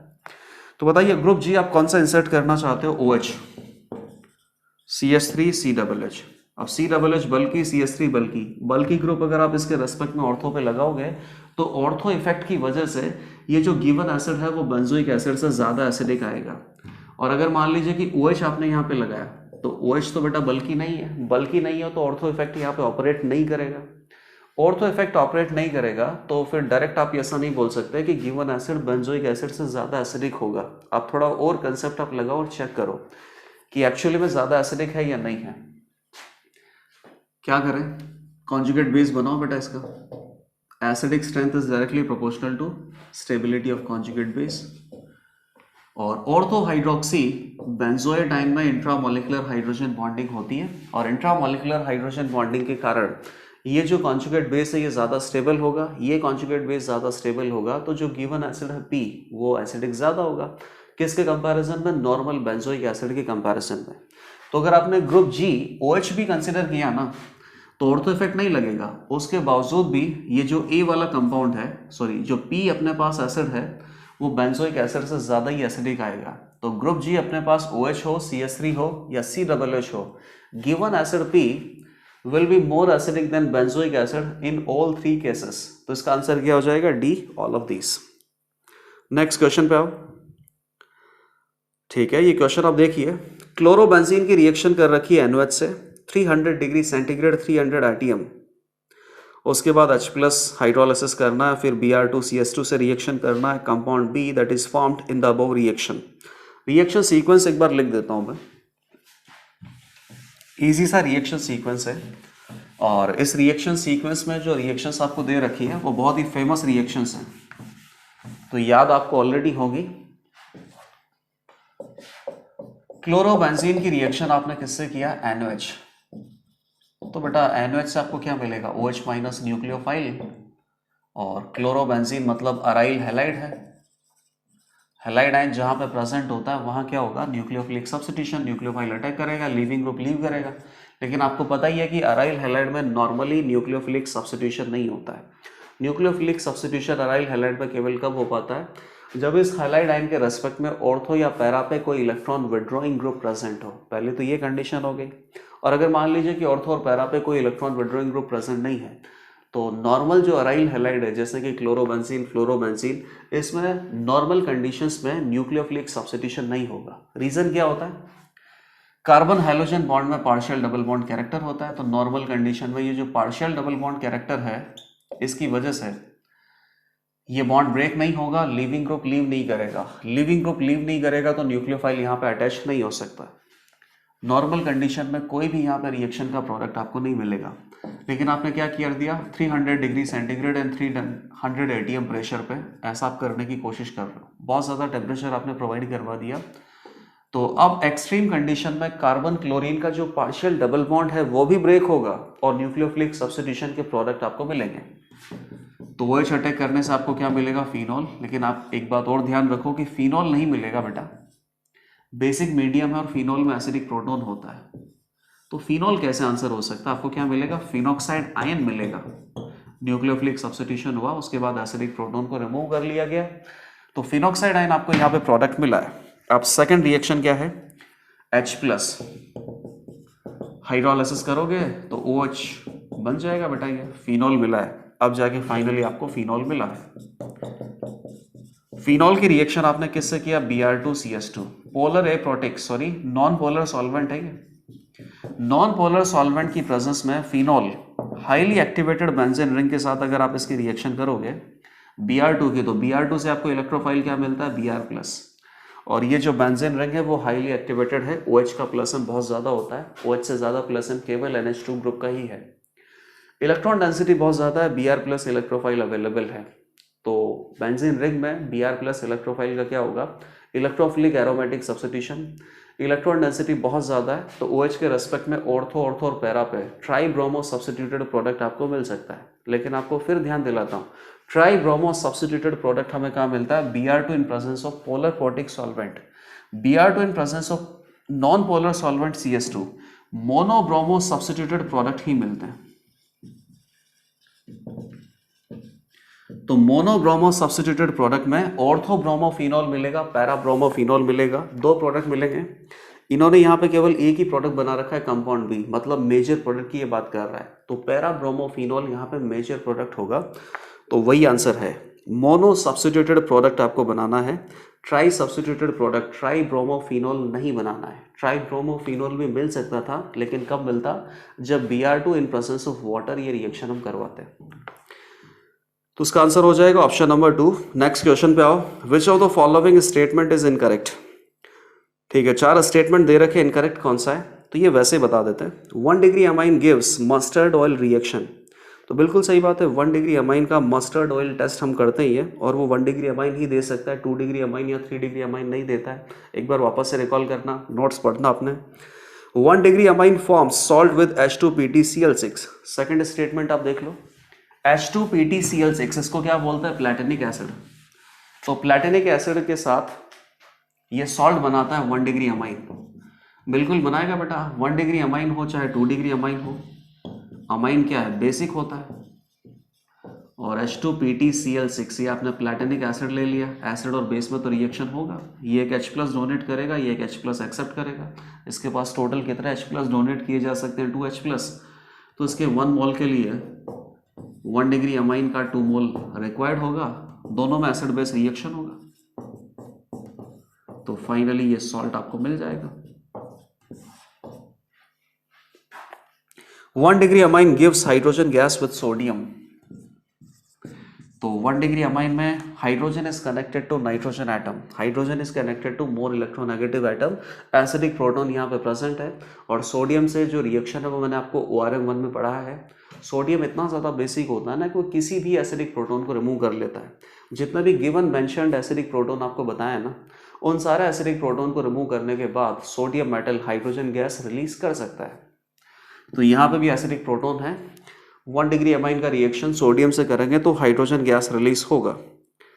तो अपने आप ही पता चल गया कि 4th स्टेटमेंट यहाँ पे इनकरेक्ट होगा। 1 degree amine gives alcohol bye hydrolysis, hydrolysis reaction with water. तो 1 डिग्री अमाइन का बेटा हाइड्रोलिसिस होता ही नहीं है। 1 डिग्री क्या, 2 डिग्री 3 डिग्री, किसी भी अमाइन का हाइड्रोलिसिस नहीं होता है। हाइड्रोलिसिस केवल उस कंपाउंड का होता है जो किसी के कंडेंसेशन से मिलता है। जैसे मान लो एस्टर है, एस्टर का हाइड्रोलिसिस होता है, why, because ester forms from condensation of carboxylic acid and alcohol. Water remove करते हैं, nucleophilic substitution, tetrahedral intermediate SN2TH reaction यहाँ पे होती है। तो कार्बोक्सिलिक एसिड और वाटर, सॉरी कार्बोक्सिलिक एसिड और अल्कोहल से वाटर रिमूव करने के बाद, कंडेंसेशन करने के बाद फाइनली प्रोडक्ट आपको क्या मिलता है, एस्टर। अब जो एस्टर है, कोई बोले कि एस्टर का हाइड्रोलिसिस हो सकता है क्या, बिल्कुल हो सकता है, because ester compound is obtained from condensation reaction of 2 initial reactant.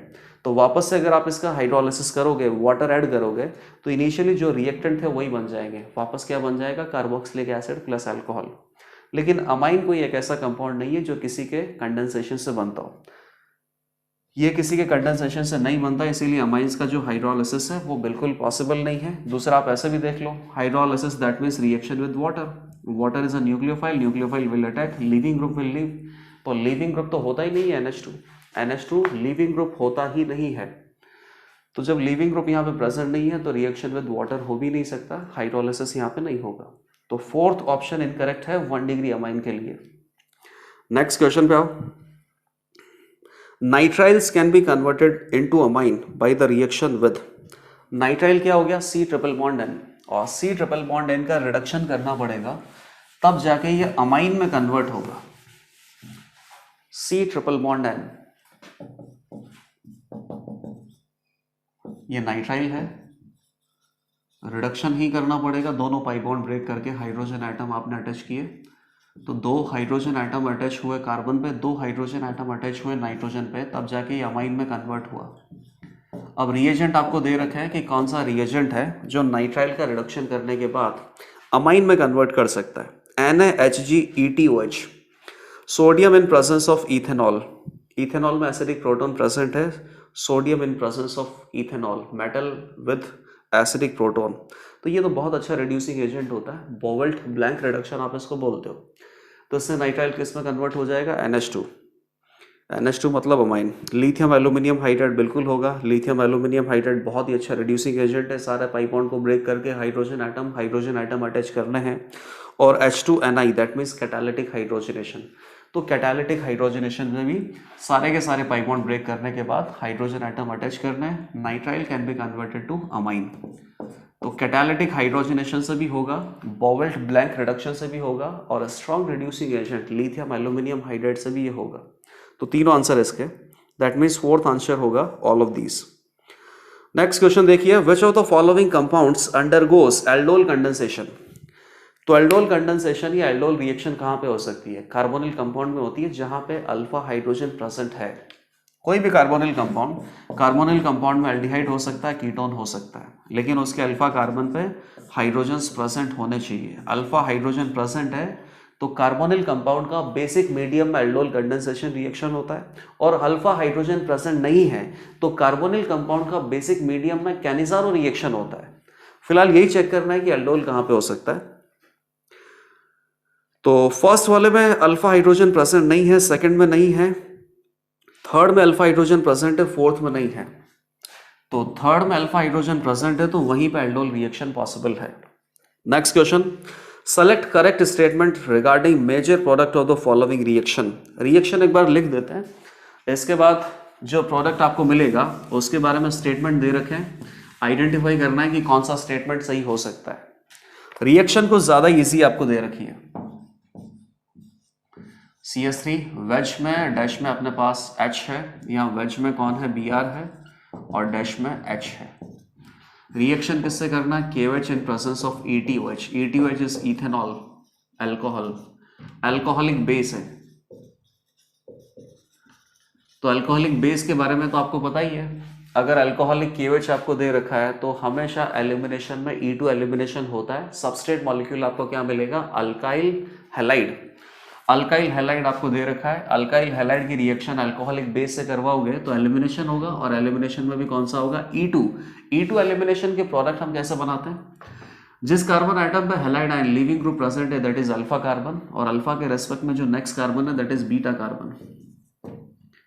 एक को मैंने बोल दिया बीटा 1, दूसरे को बोल दिया बीटा 2, एग्जैक्टली सेम ही नजर आ रहा है मुझे तो बीटा 1 और बीटा 2। तो यहां से प्रोडक्ट आपको कितना मिलेगा, ये प्रोडक्ट हो सकता है और ये प्रोडक्ट हो सकता है, यहां से हाइड्रोजन और ये लीविंग ग्रुप जाएगा तो पाई बॉन्ड आ जाएगा, और दोनों प्रोडक्ट मुझे तो एग्जैक्टली सिमिलर नजर आ रहे हैं, स्ट्रक्चरली तो ये सिमिलर ही हैं, ये दोनों प्रोडक्ट एग्जैक्टली सेम ही नजर आ रहे हैं, बीटा 1 और बीटा 2 दोनों कार्बन सेम नजर आ रहे हैं, तो एक ही प्रोडक्ट आपको मिल सकता है। लेकिन आप इस प्रोडक्ट को अच्छे से देख लो एक बार कि ये एक ही प्रोडक्ट है या एक से ज्यादा प्रोडक्ट हो सकता है। लेट अस से कि बीटा 1 और बीटा 2 दोनों सिमिलर हैं, तो आपने ये सिंगल प्रोडक्ट बनाया। अब इस सिंगल प्रोडक्ट में आप अच्छे से ध्यान से देखना, ये कार्बन काइरल है या नहीं है, बिल्कुल है। और अगर ये कार्बन काइरल है और इसमें एक ही काइरल कार्बन प्रेजेंट है, कहीं पे पीओएस आपको नहीं मिलेगा। एक ऐसा कंपाउंड जिसमें एक सिंगल काइरल कार्बन प्रेजेंट होता है, that compound is always optically active. That compound can never be optically inactive. Any compound which contains only single chiral carbon, that compound is always optically active. That compound never have POS और COS. ये compound हमेशा optically active है। तो एक बार ऐसा करो कि ये जो बीटा 1 और बीटा 2 दोनों से आप पाई बॉन्ड बना के देख लो और फिर चेक करो कि क्या दोनों कंपाउंड सेम है क्या, क्योंकि ये कंपाउंड अगर ऑप्टिकली एक्टिव है ना तो शायद इसका मिरर इमेज भी आपको यहाँ पे मिल सकता है, और नंबर ऑफ प्रोडक्ट की जो पॉसिबिलिटी है वो एक से ज़्यादा हो सकती है। अब ये मिरर आपने लिया तो ये ऐसे अज्यूम कर लो कि ये अपने पास साइक्लोहेक्सीन रिंग है, ये साइक्लोहेक्सीन रिंग है, ऊपर CH3 है तो मिरर के सामने लगाओगे तो CH3 ऊपर है तो CH3 ऊपर रहेगा, H नीचे है तो H नीचे रहेगा, पाई बॉन्ड इधर है तो पाई बॉन्ड ऐसे नजर आएगा। ये दोनों कंपाउंड एग्जैक्टली एक दूसरे के मिरर इमेजेस हैं। ऑप्टिकली एक्टिव मिरर इमेजेस को क्या बोलते हैं? Enantiomers. And enantiomers are different compounds. If this enantiomer has a positive optical rotation, that means this enantiomer will have a negative optical rotation. Structurally एक ही product आपको मिल रहा है, लेकिन स्टीरियोकेमिकली यहाँ पे कितने प्रोडक्ट हैं? 2 प्रोडक्ट हैं। β1 और β2 दोनों से अगर आप प्रोडक्ट बनाओगे ना तो डिफरेंट प्रोडक्ट मिलने वाले हैं, और दोनों प्रोडक्ट के बीच में रिलेशनशिप क्या होगा? Enantiomeric pair. तो नेक्स्ट क्वेश्चन का जो आंसर है वो क्या हो जाएगा? Option number 3, a pair of enantiomers are formed. तो स्टीरियोकेमिकली 2 प्रोडक्ट आपको मिले, स्ट्रक्चरली एक ही प्रोडक्ट आपको मिला है। नेक्स्ट अपने पास क्या है? विच of the following pair will release maximum energy on gaining 1 electron? Gaining 1 electron, तो कभी भी किसी भी आइसोलेटेड गैसियस एटम को 1 इलेक्ट्रॉन अगर गेन करवाते हैं तो इस प्रोसेस को क्या बोलते हैं? Electron gain process. और इलेक्ट्रॉन गेन प्रोसेस में एनर्जी रिलीज होता है, that energy which is released that is called electron gain enthalpy. ये तो हमें पता ही है। कोई भी एक आइसोलेटेड गैसियस एटम है, इलेक्ट्रॉन अगर आप इसे गेन करवाओगे तो क्या बनेगा? A- gaseous. इस प्रोसेस को क्या बोलेंगे? Electron gain process. Electron gain process में जितना एनर्जी रिलीज होता है, that released energy is called electron gain enthalpy. अब इलेक्ट्रॉन गेन एंथैल्पी का जो मैग्नीट्यूड है केवल वो आपको देखना है, क्योंकि नेगेटिव तो आपको पता ही है। इस रिएक्शन की एंथैल्पी कैसी होनी चाहिए? नेगेटिव होनी चाहिए, क्योंकि एक्सोथर्मिक रिएक्शन है, यहां से एनर्जी रिलीज हो रहा है। तो केवल आपको यहां पे मैग्नीट्यूड से मतलब है। विच of the following pair will release maximum energy? तो रिलीज तो ठीक है, नेगेटिव आपने देख लिया, और केवल आपको क्या कंपैरिजन करना है कि मैक्सिमम एनर्जी कहां से रिलीज होगा, मतलब कि इलेक्ट्रॉन गेन एंथैल्पी का जो मैग्नीट्यूड है वो कौन से के लिए ज्यादा हो सकता है। पेयर में आपको क्या क्या दे रखा है? Lithium, sodium, sulphur, selenium, chlorine, fluorine. Fluorine, chlorine, sodium, sulphur, selenium. Electron gain enthalpy left to right जाते हैं तो इंक्रीज होते हैं, टॉप टू बॉटम जाती है तो डिक्रीज होती है। इलेक्ट्रॉन गेन एंथैल्पी का मैग्नीट्यूड, केवल मैग्नीट्यूड की बात करते हैं, बाकी सबको पता है कि electron gain enthalpy that means amount of energy released. तो डिक्रीज होगा तो सबसे कम किसका होगा बेटा? सेलेनियम का कम होना चाहिए, सल्फर का ज्यादा होना चाहिए, ठीक है, कोई दिक्कत नहीं है। लिथियम का ज्यादा होना चाहिए, सोडियम का कम होना चाहिए, ये भी ठीक है। फ्लोरीन, क्लोरीन में क्लोरीन का कम होना चाहिए, फ्लोरीन का ज्यादा होना चाहिए, ये गलत है बेटा। ये एक्सेप्शन आपको पता है। ये कौन सा है? 2p सीरीज है, ये कौन सा है? 3p सीरीज है। 2p सीरीज ऊपर है, और पीरियोडिक टेबल में अगर ऊपर रहोगे तो वहां पे इलेक्ट्रॉन गेन एंथैल्पी ज्यादा होती है। तो फ्लोरीन का इलेक्ट्रॉन गेन एंथैल्पी क्लोरीन के इलेक्ट्रॉन गेन एंथैल्पी से ज्यादा होना चाहिए, लेकिन यहीं पे एक एक्सेप्शन आता है कि fluorine belongs to 2p series and chlorine belongs to 3p series. 2p series का इलेक्ट्रॉन गेन एंथैल्पी ज्यादा होना चाहिए, लेकिन 3p सीरीज का इलेक्ट्रॉन गेन एंथैल्पी ज्यादा ऑब्जर्व किया जाता है, यही एक्सेप्शन है। Electron gain enthalpy of 3p series must be greater than electron gain enthalpy of 2p series.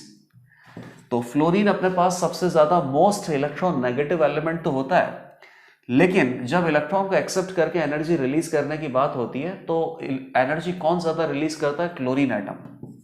Chlorine atom का इलेक्ट्रॉन गेन एंथैल्पी नेगेटिव में ज्यादा है, या उसको और कैसे बोल सकते हैं कि क्लोरीन एटम का इलेक्ट्रॉन एफिनिटी फ्लोरीन एटम से ज्यादा है। तो ये मैंने सारा आपको आंसर बता दिया, अब आप चेक कर लेना कि कौन सा पेयर यहाँ पे करेक्ट हो सकता है। नेक्स्ट क्वेश्चन देखिए, radius of La3+ is 1.06 angstrom. Which of the following given values will be closest to radius of Lu3+? 57 और 71। तो 57 और 71 लैंथेनम और ये क्या है? ल्यूटीशियम है।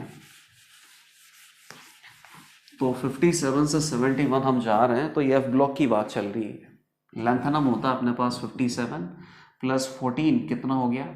71। उसके बाद सीधा आपको 72 दिखाई देता है डी ब्लॉक में, ठीक है। ये थर्ड पीरियड होता है, सॉरी थर्ड ग्रुप होता है। और फोर्थ ग्रुप में आपको सीधा ही कौन दिखाई देता है? 72, क्योंकि बीच में आप 4F जो ब्लॉक है उसको फिल किया जाता है। तो लेफ्ट टू राइट आप जा रहे हो, और लैंथेनम 3+ की बात है, ल्यूटीशियम 3+ की बात है। लेफ्ट टू राइट जाएंगे तो इसका जो एटॉमिक साइज है वो डिक्रीज ही होना चाहिए, और दोनों में अपने पास 3+ कैटाइन का कंपैरिजन किया है, दोनों में कैटाइनिक चार्ज सेम है। तो ये ज़्यादा इजी क्वेश्चन हो गया, दोनों में कैटाइनिक चार्ज सेम है, मतलब कि कंपैरिजन आप कर सकते हो। लेंथनम से लेसर साइज आना चाहिए Lu का, और 3+ जो कैटाइनिक चार्ज है उसके बाद ये कैटाइन बन जाएगा, तो आयनिक रेडियस आप कैलकुलेट करोगे, कैटाइनिक रेडियस कैलकुलेट करोगे तो कैटाइनिक रेडियस भी इसी का ज़्यादा होगा और Lu का कैटाइनिक रेडियस कम होगा। लेफ्ट टू राइट जाते हैं तो Z इफेक्टिव बढ़ता है, Z इफेक्टिव बढ़ता है तो रेडियस कम होता है। इसका रेडियस आपको दे रखा है 1.06, तो इसका 1.06 से क्या होगा, कम ही होगा।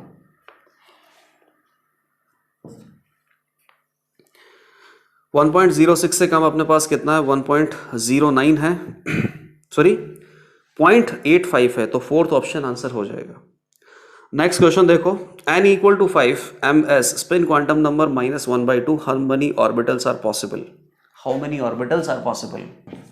n equal to 5 spin quantum number -12 orbitals आपको बताना है। तो ये तो बहुत इजी है, n इक्वल टू 5 मतलब फिफ्थ शेल की बात कर रहे हैं, फिफ्थ शेल में टोटल 5 सब शेल प्रेजेंट होगी, S P D F G। ये आपको पता ही है कि शेल नंबर अगर n है तो उसके अंदर नंबर ऑफ सब शेल्स भी कितना होता है, n होता है, और नंबर ऑफ ऑर्बिटल्स कितना होता है, n²। तो टोटल काउंट करके देख लेना आप, फिफ्थ शेल में टोटल 25 ऑर्बिटल्स आएंगे, और 25 ऑर्बिटल्स में जब आप इलेक्ट्रॉन फिल करोगे तो एक ऑर्बिटल में 2 इलेक्ट्रॉन फिल होते हैं, उसमें से एक इलेक्ट्रॉन का स्पिन क्वांटम नंबर +12 होता है, तो दूसरे का कितना होता है, -12 होता है। तो हर किसी ऑर्बिटल में जब आप इलेक्ट्रॉन फिल करोगे तो उस इलेक्ट्रॉन का जो स्पिन क्वांटम नंबर है वो -12 हो सकता है क्या, बिल्कुल हो सकता है। +12 और -12 यही दोनों वैल्यू तो अलाउ है। तो टोटल 25 ऑर्बिटल है, और 25 ऑर्बिटल के लिए ही ms इज इक्वल टू -1/2 हो सकता है। तो इसका आंसर कितना हो गया, 25। नेक्स्ट क्वेश्चन देखो, metal with low melting point and containing metal with low melting point containing impurity of high melting point can be purified। तो ये मेटलर्जी से रिलेटेड क्वेश्चन है। प्योरिफिकेशन, जब आप किसी और में से मेटल को एक्सट्रैक्ट कर लेते हो, और मेटल जो आप एक्सट्रैक्ट करते हो वो इम्प्योर स्टेट में होता है, उसमें बहुत सारी इम्प्योरिटीज प्रेजेंट होती है। तो फाइनल स्टेप्स अपने पास क्या होती है मेटलर्जी की, एक्सट्रैक्शन के बाद आपको प्योरीफाई करना होता है, प्योरीफिकेशन। बहुत सारे प्योरीफिकेशन मेथड आपने पढ़े हैं। मेटल अपने पास कैसा है, लो मेल्टिंग पॉइंट, और इम्प्योरिटी कैसा है, high melting point. Melting point के बेसिस पे आपको सेपरेट करना है। तो कौन सा प्योरीफिकेशन मेथड यूज किया जा सकता है, zone refining. Zone refining use नहीं किया जा सकता क्योंकि जोन रिफाइनिंग में जो मेटल है, इस मेटल का जो मेल्टिंग पॉइंट है वो इम्प्योरिटी से ज्यादा होता है, और इम्प्योरिटी हमेशा मेल्ट में प्रेजेंट होता है। सेकंड क्या है, vapour phase refining. Vapour phase refining बहुत ही स्पेसिफिक मेथड है, इसका मेल्टिंग पॉइंट वगैरह से कोई मतलब नहीं है। वेपर फेज रिफाइनिंग का कंसेप्ट क्या होता है, जैसा कि निकल को सेपरेट करते हैं, निकल बहुत ही बढ़िया मेटल है, मेल्टिंग पॉइंट इसका बहुत ही ज्यादा होता है। वेपर फेज रिफाइनिंग का वर्किंग कंसेप्ट केवल एक ही होता है कि यहां से जिस मेटल को आप प्योरीफाई करना चाहते हो, ये मेटल बेसिकली कोई वॉलेटाइल कॉम्प्लेक्स बना है। अगर ये CO गैस के साथ रिएक्ट करेगा तो क्या बनेगा, NiCO4। और ये जो NiCO4 है ये बहुत ही ज़्यादा वॉलेटाइल होता है, बहुत कम हीट करने पे ये सीधा वेपर में कन्वर्ट हो जाता है, और अगर आप इसको और ज़्यादा हीट करोगे तो अगेन ये यहाँ से डिसोशिएट हो जाता है, कार्बन मोनोऑक्साइड वापस से अलग हो जाएगा, और बाकी आपके पास क्या बचेगा, प्योर मेटल। और प्योर मेटल जैसे निकल होगा, और निकल का तो जो मेल्टिंग पॉइंट है बहुत ज़्यादा होता है, सीधा ही वो सॉलिड स्टेट में आ जाएगा। इस तरीके से वेपर फेज रिफाइनिंग से आप निकल को अलग कर सकते हो, मॉन्ड्स प्रोसेस इसको बोलते हैं। डिस्टिलेशन, डिस्टिलेशन में अपने पास लो बॉइलिंग पॉइंट होना चाहिए, जैसे कि ZnHg हो गया, लो बॉइलिंग पॉइंट होना चाहिए, लो मेल्टिंग पॉइंट नहीं होना चाहिए।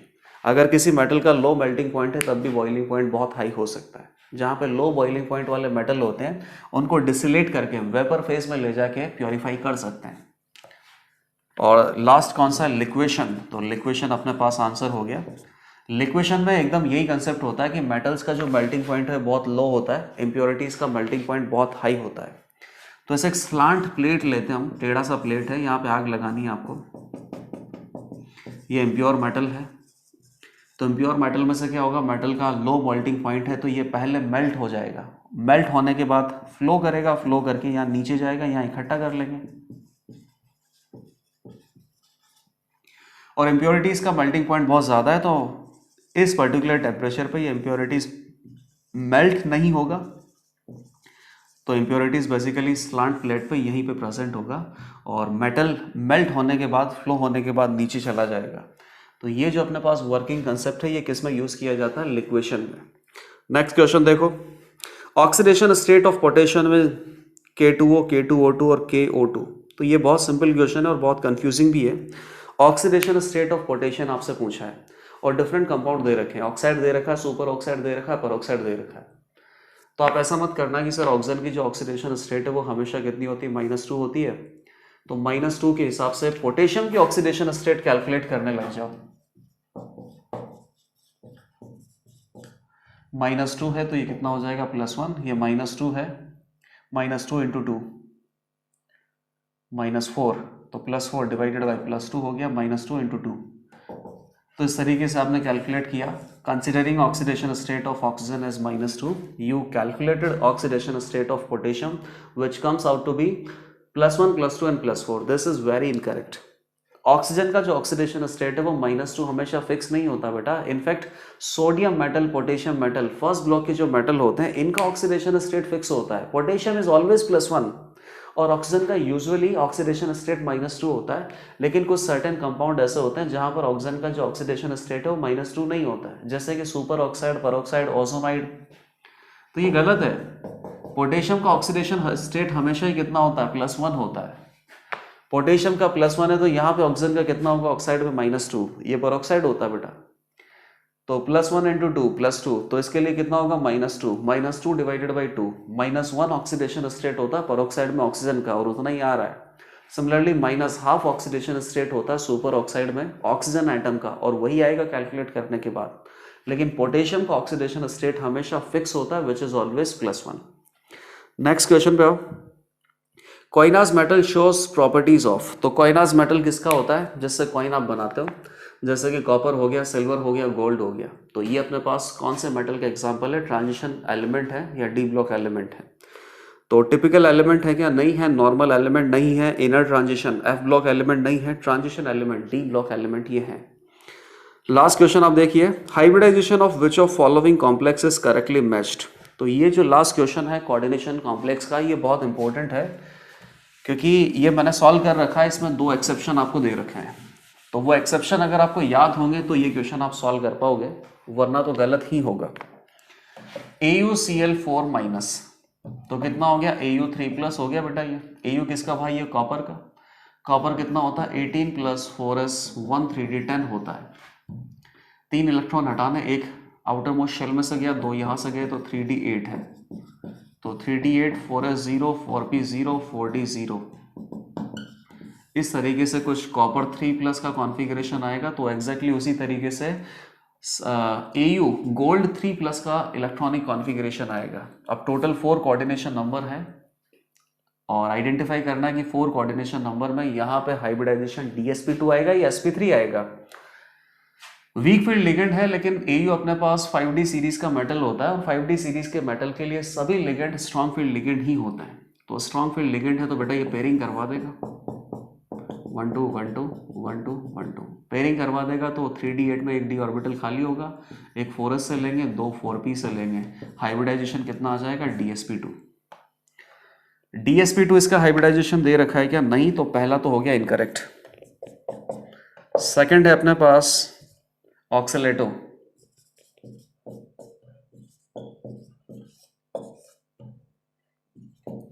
अब ऑक्सीलेटो में आपको हाइब्रिडाइजेशन कितना दे रखा है, sp3d2। ध्यान से देखना, कॉबाल्ट 3+ में प्रेजेंट है, ठीक है। बाइडेंटेड होता है, बाइडेंटेड मल्टीप्लाइड बाय 3, तो कितना हो गया, कोऑर्डिनेशन नंबर 6 हो गया। ऑक्टाहेड्रल कॉम्प्लेक्स है तो हाइब्रिडाइजेशन sp3d2 या d2sp3 आ सकता है।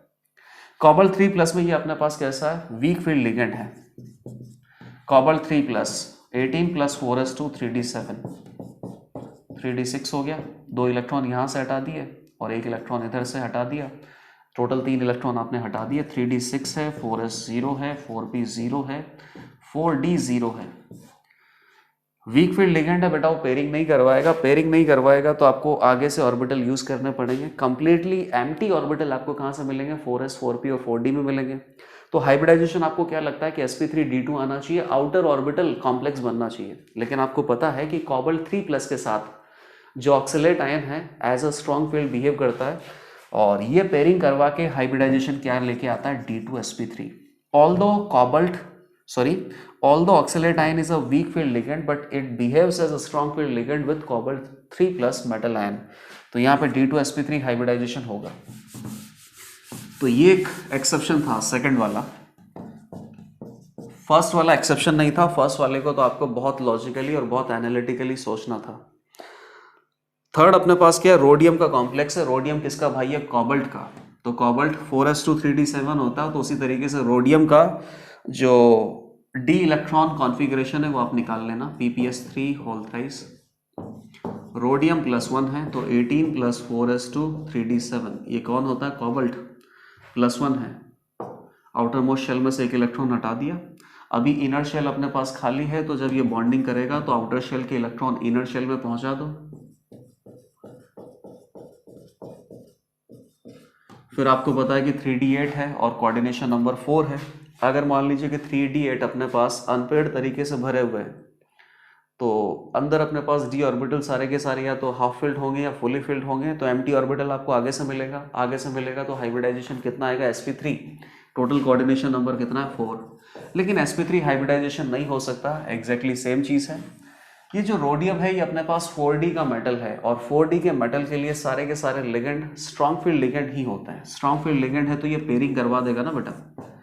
तो पेयरिंग करवा देगा तो अंदर से आपको एक d ऑर्बिटल खाली मिलेगा। 4s में से एक आएगा, 4p में से 2 आएगा, तो टोटल 4 ऑर्बिटल आपको एम्प्टी चाहिए। तो टोटल 4 ऑर्बिटल आप यूज कर सकते हो। तो dsp2 हाइब्रिडाइजेशन आएगा, स्क्वायर प्लेनर कॉम्प्लेक्स यहाँ से बनने वाला है। तो थर्ड ऑप्शन करेक्ट है और फोर्थ ऑप्शन भी इनकरेक्ट है। फोर्थ भी अपने पास एक्सेप्शन ही है, Fe2+ है। अमाइन यहाँ पे लिगेंड दे रखे हैं और टोटल 6 लिगेंड है, मोनोडेंटेड, कोऑर्डिनेशन नंबर 6 हो गया Fe2+। Fe2+ के साथ अमाइन आपको दे रखा है। ऑल्दो अमाइन इज SFL है तो पेयरिंग करवाएगा, इनर ऑर्बिटल कॉम्प्लेक्स d2sp3 बनाएगा। लेकिन d2sp3 ये नहीं बना सकता, sp3d2 ही बनाएगा बेटा ये। क्यों? क्योंकि Fe2+ और Mn2+ के साथ अमाइन स्ट्रॉन्ग फील्ड लिगेंड जो होता है वो इन दोनों के साथ as a weak field ligand behave करता है। और जब ये वीक फील्ड लिगेंड बिहेव करेगा तो पेयरिंग नहीं होगा तो अंदर के d ऑर्बिटल आपको खाली नहीं मिलेंगे, बाहर के d ऑर्बिटल आपको यूज करने पड़ेंगे हाइब्रिडाइजेशन के लिए। तो आउटर d ऑर्बिटल कॉम्प्लेक्स यहाँ पे बनेगा और फिर उसका हाइब्रिडाइजेशन कितना आएगा, sp3d2। इसमें हाइब्रिडाइजेशन लेकिन आपको कितना दे रखा है, d2sp3 दे रखा है, तो ये भी अपने पास गलत हो गया। तो केवल थर्ड स्टेटमेंट यहाँ पे सही है, बाकी फोर्थ स्टेटमेंट भी गलत ही है।